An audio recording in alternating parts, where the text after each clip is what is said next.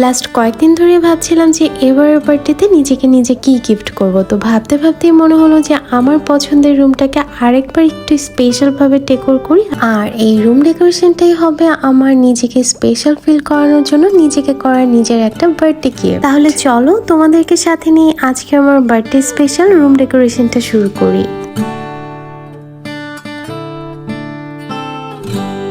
প্রথমেই আমি আমার রুমের বেডের জন্য 100% কটন ম্যাটেরিয়ালের মধ্যে একটা ফিটেড শিট অর্ডার করে নিয়েছিলাম, আর এটা ছিল গ্রে কালারের মধ্যে।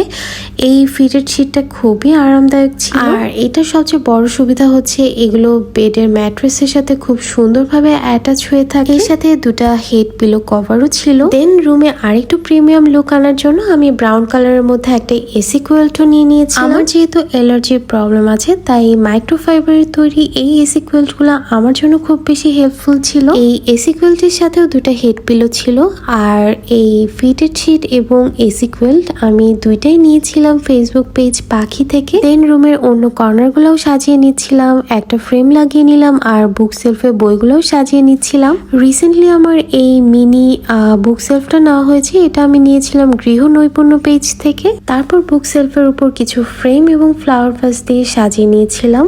এই তো, এরপর আসলে আর বেশি কিছু অ্যাড করিনি, এমনিতেই রুমটা খুব সুন্দর লাগছিল। এটা ছিল রুমের ফাইনাল লুক। সত্যি বলতে আমরা যারা ঘর সাজাতে পছন্দ করি, ঘরকে নতুন করে সাজানোর জন্য আমাদের শুধু একটা উপলক্ষ বা বাহানা দরকার। আমার জন্মদিনটা ঠিক তেমনই একটা উপলক্ষ বা বাহানা বলতে পারো, ঘরকে নতুন করে সাজানোর জন্য, নতুন ভাবে ডেকোর করার জন্য। কারণ ঘর সাজানো থাকলে আমার মন কিন্তু এমনিই ভালো থাকে। আজকের ভিডিও এতটুকুই। সবাই ভালো থেকো, আর আমার জন্য দোয়া করো যেন সামনের দিনগুলোতে আমি ভালো থাকতে পারি, সবাইকে ভালো রাখতে পারি। সবাই অনেক ভালো থেকো। আল্লাহ হাফেজ।